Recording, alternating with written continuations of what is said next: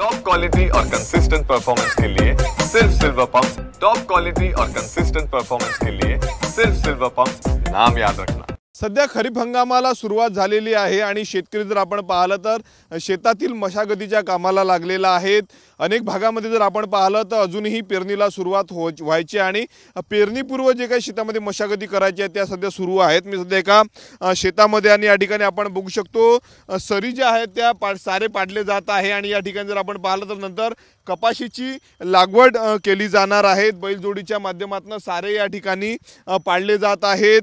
मोठ्या प्रमाणावर जर आपण पाहिलं तर यावर्षी अमरावती जिल्ह्यामध्ये कपाशीची जी आहे ती देखील लागवड होणार आहे।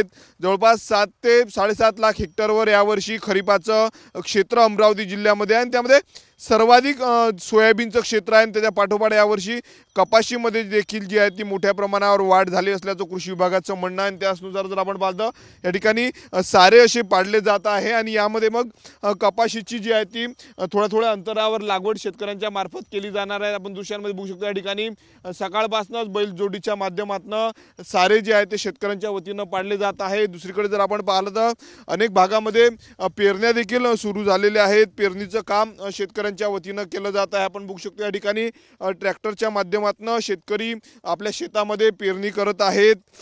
समाधानकारक पाऊस काही भागामध्ये झाला, काही भागामध्ये अजूनही समाधानकारक पाऊस झालेला नाही, त्यामुळे पेरण्या काही भागातल्या सुरू व्हायच्या आहे। ज्या भागात पाणी समाधानकारक आहे त्या भागामध्ये शेतकरी पेरणी करत असल्याचं आपल्याला पाहायला मिळू शकते। आपण बघू शकतो या ठिकाणी ट्रॅक्टरच्या माध्यमातून शेतकऱ्याच्या वतीनं या ठिकाणी पेरणी केली जात आहे।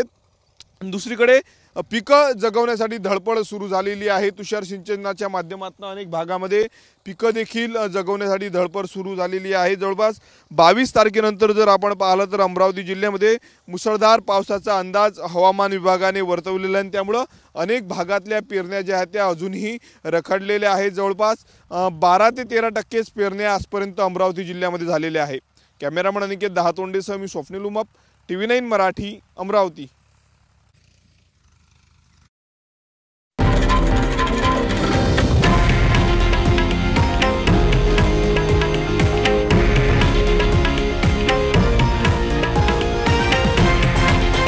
हे आहे देशातील नंबर 1 न्यूज नेटवर्क आणि आपण पाहत आहात TV9 मराठी, एकमेव।